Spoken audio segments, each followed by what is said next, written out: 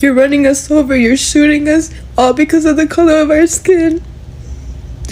All because we have culture, we brought it here, and we are who we are, and we love it here, and we help people here. That's what we're known for.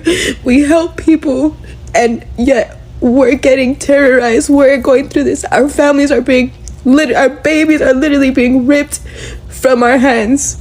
If someone could please tell me if there's something we can do if there's something we could do to help our people, please just imagine yourself in our situation. Imagine your people are being terrorized. They're being ran over. If you literally cannot have empathy for someone, I don't know what to tell you. You're an evil ass human being, and you need help, and you need God. You have no heart, and hell, there's a special place in hell for you. Karma is real, and God will take care of them. This is so heartbreaking. I don't know what we could do to help. I feel so helpless. I just want to help with something. I just want this to end. I just want there to be peace like there was peace. I just want that. That's all I want for us. How can you lack so much compassion? What if your mom, your dad, was immediately just taken from you as a white person, as a black person, as anyone? How can you just accept that? This is not, fuck, bro. This is so unreal, and how can people just lack compassion? How? Why can't you just imagine yourself just waking up one day with your family not there anymore? So LA businesses are getting raided by ICE, or some people that are wearing stuff that says ICE on it with their faces all covered up. People are getting ran over. Shots are being literally fired, literally. And this is supposed to be life right now. We're not gonna get treated like humans because they don't see us like humans. They lack compassion. How can you lack compassion? How? I understand that you're trying to get criminals out. Why are you going to workplaces where people are just trying to work? That doesn't make sense. Hello everyone, and welcome back to the channel. Before I begin, I want to emphasize on something, that this video is purely for educational purposes only, and my aim is not to take sides but to foster understanding and learning. So we are all here to learn from each other, from the insightful creators of the clips that we'll analyze from, and from the diverse perspectives shared in the comments, and indeed I, as the speaker, I am also part of this ongoing learning process. So today we are going to delve into a profoundly significant and emotionally charged topic that challenges the challenges faced by Latino communities amidst escalating ICE raids and deportations across the United States of America.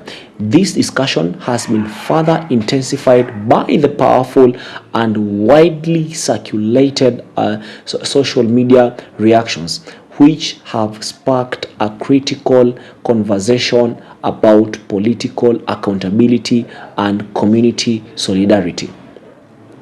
Well, guys, I want us to watch these clips, and then I'll be back with my further analysis. So the unfolding situation is heartbreakingly clear, and we are witnessing deep distress within Latino communities as families are tragically separated during workplace raids, and even significant life events such as graduations are being abruptly disrupted by these enforcement actions.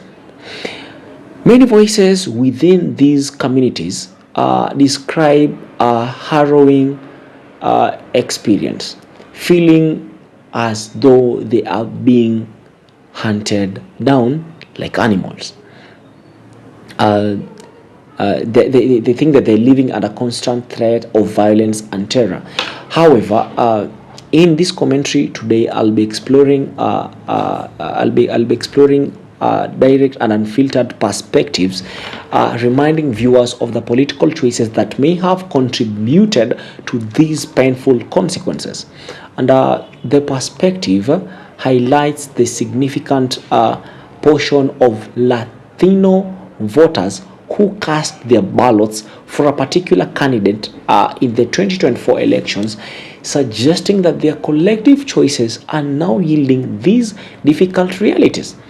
Furthermore, it points out that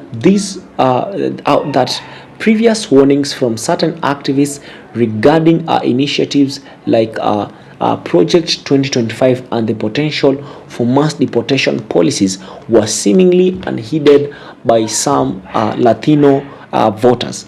The sentiment that is conveyed is that genuine sympathy and support can only truly emerge once a clear sense of accountability and introspection is demonstrated by those affected. You're running us over, you're shooting us, all because of the color of our skin. I don't want to see or hear another Latino on this app, Latino, Mexico, whatever. I don't want to see none of y'all on this app crying. Y'all voted this man in. Remember that lady? Oh, we love you, Mr. Trump. Oh, remember her?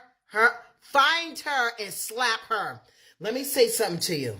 What do you mean? What are you crying? Because they took somebody or whatever. Do you know you can call them? They're not dead. They're not unalived. You know how many of my people are unalived? Trayvon Martin, the list goes on. I never seen y'all once come on this app and say, oh, I'm sorry, we're going to get out there and march. The Latinos, we're going to stick together. Y'all ain't never did that. So don't expect for me to be like that with you. Now, I'm a child of God. Yes, I am. But I have a right to express I have a right to my freedom of speech. How dare you cry? You didn't build nothing. You didn't do nothing. What do you mean we come over here to help? What do you mean you come over here to help? Do what? What do you mean? You didn't build this land. We did. We did. My ancestors, they all did that. What do you mean? Where are you coming from? Come on. Come on. Come on. What are you talking about? We built this land. What do you mean? What are you saying? Are you kidding me right now? What are you saying? What? That we should all, why are you doing this? And if you do this, you're inhumane. You know what? You was inhumane with all of our people. Listen. Shut it. Shut your mouth. Cause you know what? Why don't you say to the white people, why don't you say Donald Trump? Why would you portray my people that way? Make it specific. You're trying to make it broad. We don't hear what you're saying. See, you know what? God has a way of putting things on the other foot. You see what I'm saying? Write it out. We didn't do it. So you can't get mad at us. How dare you cry? Your mother's not dead. They just took her away. Your father's not dead. They just took him away.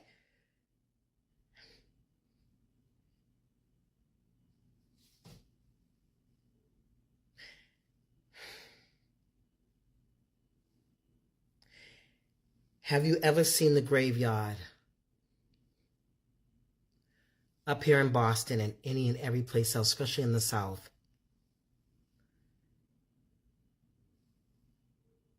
Of parents that bury their child, their son, their daughter, to the hands of a white man. Their babies are gone.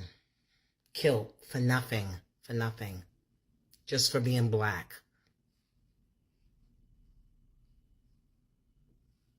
Do you know what it's like to carry a child for 9 months?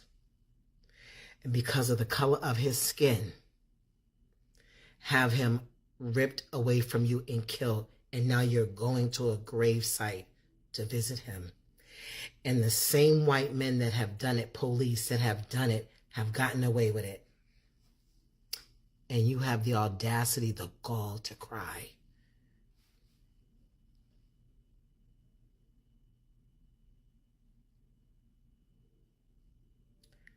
I am so sick of y'all.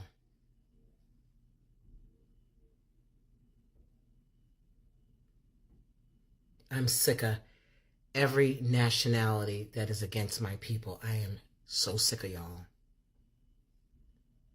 And this is coming from the bottom of my heart. Do you know how many black women that I know here in Boston that lost their sons to heinous crimes by a white man. A certain year they looked so young. And then I see them now, I don't even recognize them because they've aged so much because of the loss of their child.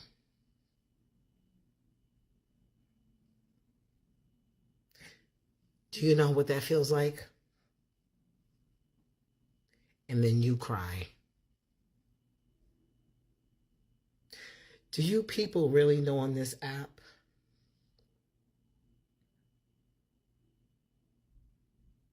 what Black people have gone through? Do you really know? Do you ever sit down sometimes in your home and say, Black people went through a lot?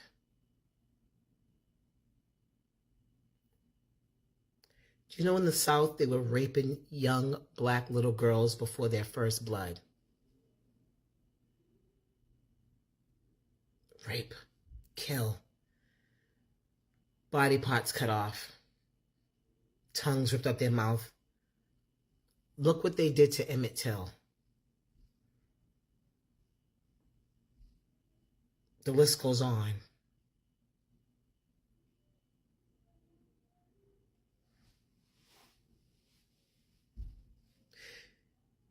It's something to carry a child for 9 months in your belly, eat off you, sleep in you, just to put it in the ground and it become maggot food. And you have the nerve to cry. Shame on you.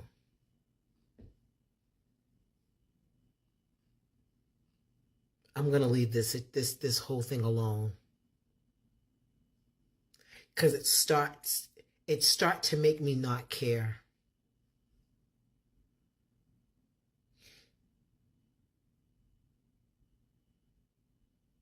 How many Black men are in jail for crimes that did not commit? The list goes on. Shame on you for crying. Shame on you. You have no feeling towards other races that have gone through this, and it's just Black. You couldn't even say to my Black people, I can just imagine what y'all have gone through because I'm just going through this. I'm going to leave this alone. Yeah, I'm going to leave it alone. How can you lack so much compassion?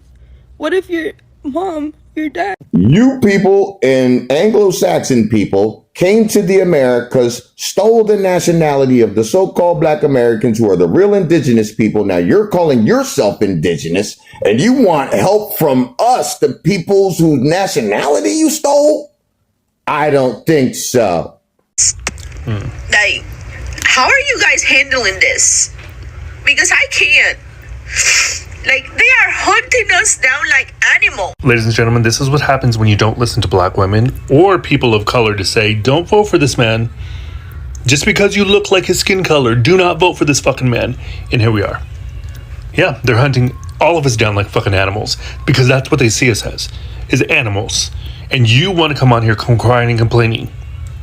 That's the problem, is everyone who was fucking light-skinned Latino or whatever the fucking case may be thought that y'all would get a free pass just because you guys were light-skinned enough. But y'all definitely weren't white-skinned enough, and that's the problem.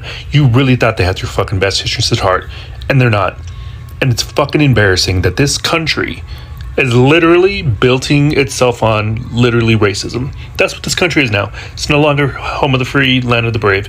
It's land of the racists and land of the white hooded people who want to go ahead and control every goddamn thing. Literally, that's all it is. So don't jump on here crying and complaining saying, are you guys okay with this? Of course we're not fucking okay with it.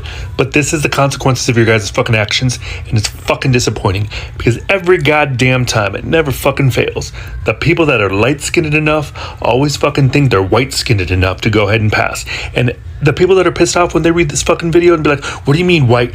The people who are white already know that I'm not talking about them. I'm talking about the racist motherfuckers in this goddamn country.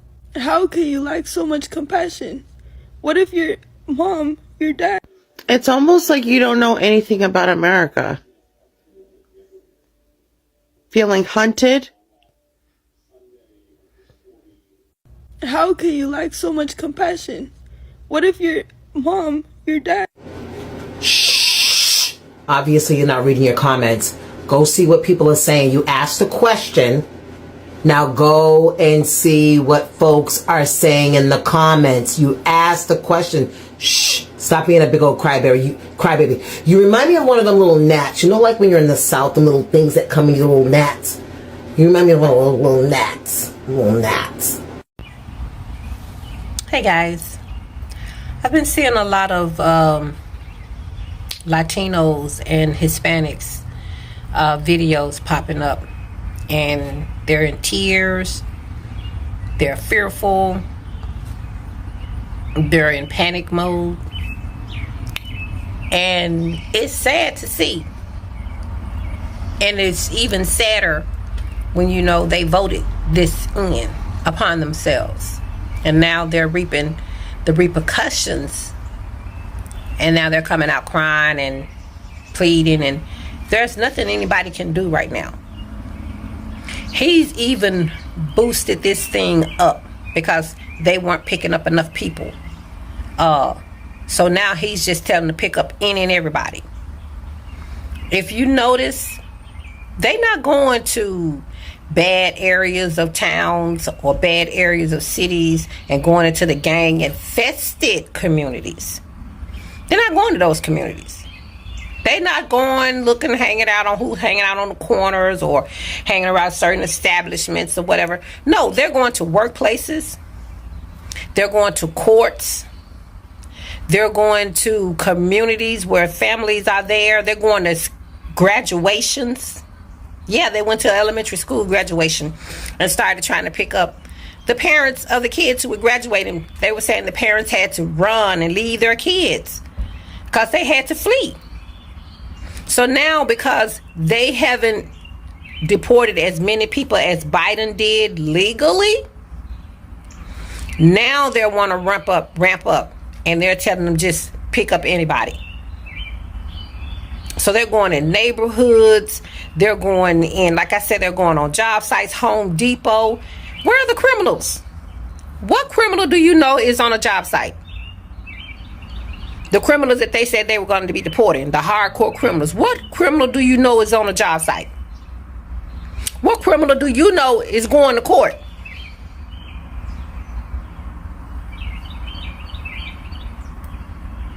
And now you guys are up. Excuse my French.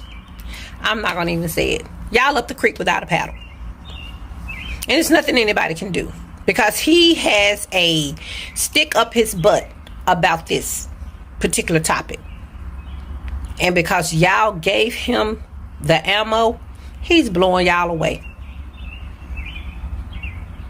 Y'all were begged not to vote for this man. You were pleaded with to do not put this man in office. You were reasoned with, you were educated as to why. We didn't just say don't do it. We were telling you the reasons not to do it. But you didn't want to hear that from us. Y'all didn't want to hear one word came out of y'all mouth. You were so arrogant on this social media. One guy was on here hollering out he was going to make it his business to make sure that loses, and was referring to Kamala Harris. So y'all were out here verbally, very boastfully, verbally letting us know what your agenda was, what your intention was, what you got it. He got in office, Kamala Harris did. Now look.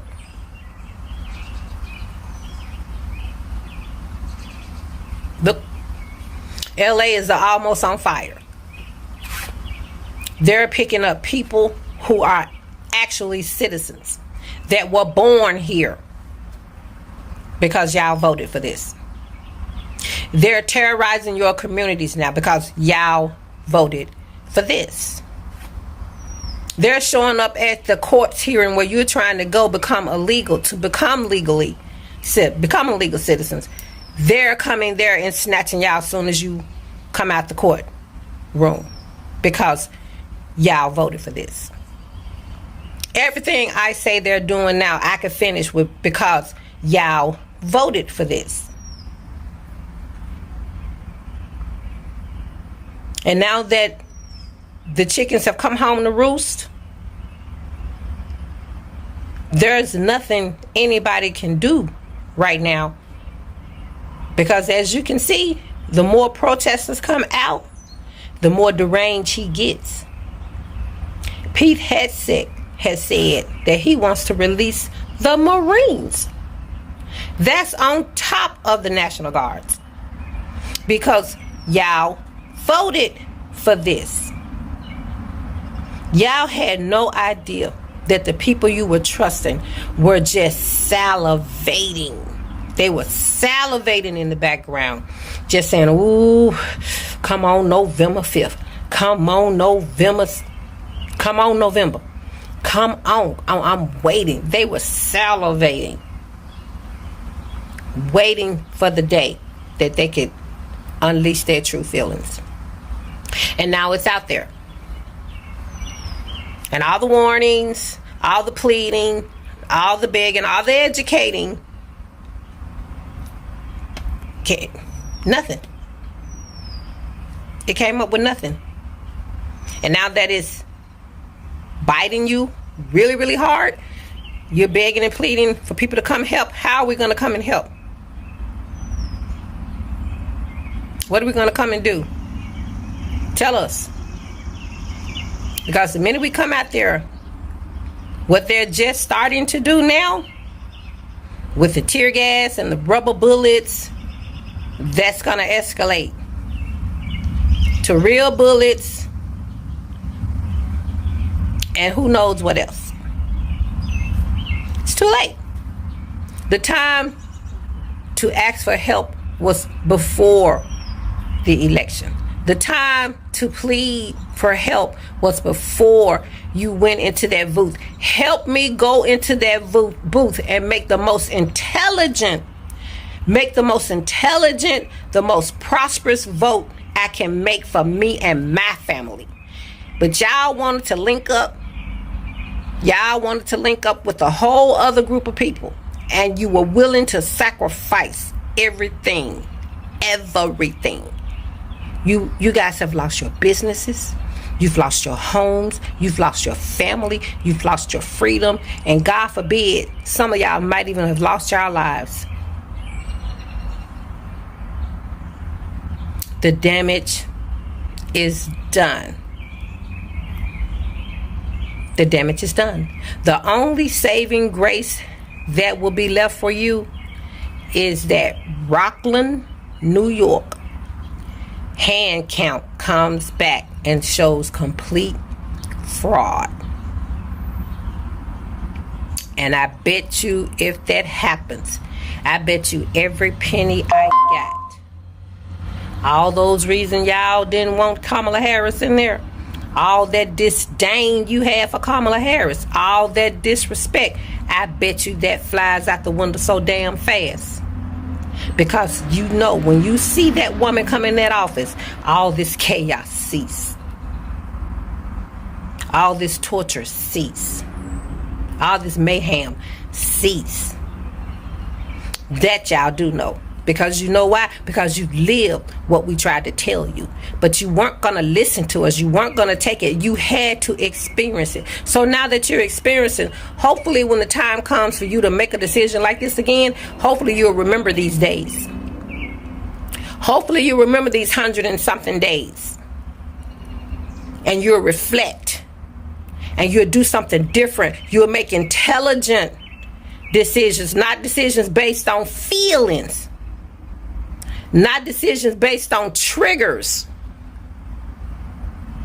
but decisions based on facts. So you don't sit up here and put you and your family in harm's way again.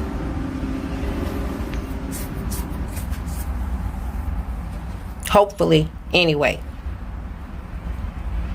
But praying that the best works out, the best outcome comes out. praying for covering, and most importantly, learning from this, praying that somebody learns from this. I got to get out of here, but before I go, Latinos for Trump, Hispanics for Trump. Is this what you consider great again? My friend's still asking.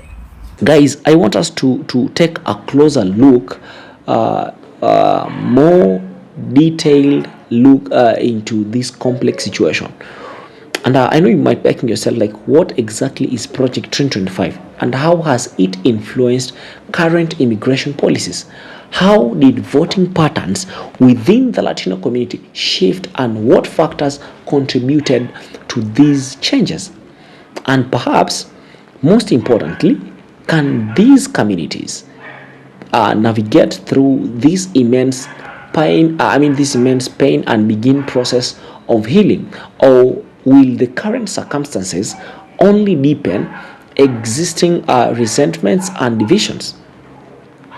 And today I aim to explore these crucial questions throughout this discussion. So I'd like you to tell me what you think in the comments, and then I'll bring my further commentary. Credits to all the creators of these clips are used in this commentary, by the way. So guys, welcome back. Let us begin by thoroughly unpacking the context that has been referenced, specifically Project 2025. This initiative is a comprehensive blueprint developed by a prominent think tank for a potentially for a potential second presidential term, outlining an expansive plan that includes widespread mass deportations, a significant curtailment of due process rights for migrants, and an increase in domestic immigrations enforcement rates. These proposed operations are designed to occur in a variety of locations, including sensitive areas like schools, churches, and workplaces. And fast forward to January 2025, executive orders were reportedly signed, leading to the mobilization of both military personnel and immigration enforcement agencies across the nation. And these directives are said to remove various protections, allocate increased funding for more agents, and facilitate deportations without the usual extensive legal recourse. So during the initial 100 days of this period, operations such as Operation Safeguard reportedly resulted in widespread immigration enforcement activity, and this led to the detention of thousands of individuals and tragically separations of countless families. And now there are alarming discussions and plans to foster migrants to remote and controversial locations, which will incur massive financial costs and has already drawn serious warnings about potential human rights abuses. These are not merely hypothetical scenarios. These are actions actively in motion and are shaping realities, and for more on they're shaping for more realities. And sometimes I try to dig deeper and look at their voting patterns and how they're regretting all this. The central claim being made by the perspective that we are discussing is that you voted for this. In the 2024 elections, reports indicate that a significant percentage of the Latino voters, approximately 46 to 58%, was cast for a specific candidate. This support was notably strong among Latino men, with figures reaching as high as 54% to 58% in crucial swing states. Many Latino voters cited pressing economic anxieties as a primary motivation for their choices at the ballot box. These concerns included rising housing costs, stagnant low wages, and the pervasive impact of inflation. And they always say that choices have consequences. However, following the election, that was a noticeable and sharp decline in support for the chosen candidate within the Latino community. And when you look at the approval among Latinos, reportedly dropped to the mid 30% range in early 2025, reflecting a growing sense of disappointment, particularly concerning the increasingly stringent immigration crackdowns. This significant swing in public opinions helps to explain the intense emotional fallout and the current wave of distress, as one perspective can succinctly put it, that thus the chickens coming home to roast. Well, suggesting that these consequences of past decisions are now plainly visible. And then when we look at from the perspective of inter-community tensions, you find out do they need empathy or do they need to be accountable? And when I addressed the very core of this powerful reaction, the discussion surrounding inter-community solidarity. You see, the argument being presented suggests that certain Latino communities have historically overlooked or fully engaged with the struggles faced by black communities, such as instances of police brutality and deeply entrenched historical violence, right? And therefore, when some Latinos are now expressing profound anguish, thus seeking assistance, the response from this perspective is directly and unvarnished. It challenges the expectation of immediate and wavering support by stating that we should not be expected to put our bodies on the line when the very regime causing this distress was in part supported by those now seeking help. And I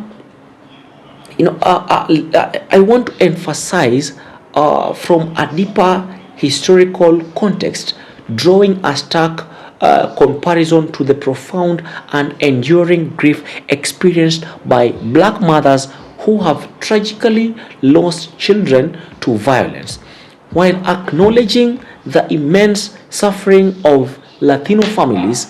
It points out that the nature of their current pain, while terrible, is not always the same as the systemic violence that has historically led to such tragic loss of life within black communities.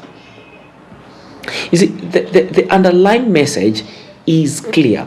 The first step should be to critically examine and call out your own leaders and, importantly, your own voters. This introspection and accountability are presented as prerequisites before demanding unequivocal support from communities that, from this perspective, have been previously disregarded. And as I come to an end of this video, let us take a look at the emotional impact and moral complexity. There is absolutely no way to sugarcoat the reality of what is happening. Witnessing families being torn apart in workplaces, at schools, or even at courthouses is profoundly gut-wrenching. The fear gripping these communities is palpable, and the tears being shed are a testament to the immense pain being experienced. However, it is also a crucial, albeit difficult, for instance, point to acknowledge that political choices have undeniably played a role in bringing about this current suffering. The promises of mass deportations, for instance, were a well-known and widely discussed aspect of a particular candidate's platform. And throughout the 2024 election, throughout the 2024 election cycle, this information was readily available as documented by sources sources like APN News, CBC News, and this recognition does not in any way diminish the profound human suffering that we are witnessing. Yet, it undeniably adds a layer of moral complexity to our immediate response. The question then becomes, is our first and most immediate reaction to offer unconditional empathy, or is there also a concurrent need to demand a degree of accountability for these outcomes? This is a challenging question that requires careful consideration, right? And sometimes there is the call out culture and the community healing. And you see, the perspective that we've been examining challenges viewers to hold your own accountable. Like the Latinos should hold their own people accountable, because this is a direct call for introspection and responsibility within the affected communities. However, you find that significantly, this perspective also makes a deliberate and crucial pivot towards a future of potential unity and learning. It explicitly states, like, I hope you'll remember this in 2028, like, learn, make intelligent decisions based on facts. This is clearly not intended merely as an angry rant or destructive criticism. Instead, it frames the current moment as a profound opportunity for political education and growth. The underlying intention, you see, it appears to be, can we help prevent future pain? Or yes, absolutely, we can, but is a period of self-reflection and accountability a necessary prerequisite for that prevention and for meaningful healing? From this perspective, the answer is also a resounding yes. It suggests that true progress involves both understanding and the past and actively shaping a more informed future. And number 3, I know you might be asking, what kind of solidarity is possible? So, given this complex and emotionally charged landscape, where do we go from here as a society? What kind of solidarity is truly possible in these challenging times? I believe there are broadly 3 distinct paths that we can consider. Number 1, accountability first. This approach demands public reflection and a degree of self-criticism from those whose actions or inactions may have contributed to this current situation, before reaffirming full and unconditional support. It emphasizes that acknowledging past choices is a necessary step towards future collective action. Secondly, humanitarian empathy. This path advocates for extending compassion and immediate aid to people in crisis, regardless of their voting history or past political choices. You see, the focus here is solely on alleviating suffering and supporting those in harm's way, driven purely by a sense of shared humanity. Thirdly, hybrid solidarity. This approach seeks to combine elements of both the first and second parts. It advocates for acknowledging the very real and profound pain and suffering being experienced by individuals and families. And simultaneously, it strongly advocates for pushing accountability and self-reflection within the affected communities. Crucially, even while demanding this accountability, it maintains a steadfast commitment to standing by and supporting those who are in immediate danger and facing severe hardship. The perspective we've been exploring largely advocates for this third approach, a call to heal, yes, but to heal responsibly, with understanding of the past and a commitment to more informed decisions in future.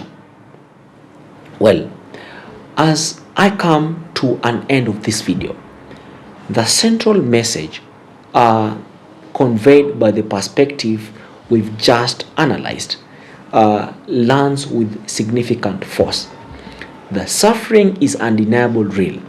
The ongoing immigration enforcement raids are indeed tearing families apart and creating immense human distress. However, it can also strongly emphasizes that there is a parallel undeniable political responsibility that must be acknowledged and addressed. Ultimately, this perspective challenges all of us and specifically calls upon the Latino community in America to confront its recent voting record with honesty. It urges a crucial process of learning, like to understand the signs and implications of initiatives like Project 2025, and then crucially to choose a different path in future elections. And the profound question that lingers is this: will forgiveness follow accountability, or accountability follow forgiveness? That remains the big overarching question for these communities and for our own society as a whole. And if this video, through our detailed explorations, manages to spark meaningful conversation, foster deeper understanding, and perhaps even inspire constructive action, then I believe we will have accomplished something truly important and impactful. I don't know what you think about this video, but thank you for watching and for joining me in this critical discussion. This is not something easy, it's something heavy. Please share your thoughts in the comments below. Remember to keep your responses respectful. And what kind of response do you think is most called for in these circumstances? Is it empathy, is it accountability, or perhaps a thoughtful combination of both? Don't forget to like this video and subscribe to this channel for more thought-provoking and more in-depth analysis. And remember, hit that notification bell so that you don't miss out on our future content. And I hope to see you in my next video. Stay informed, stay critical, and above all, stay human. Peace out.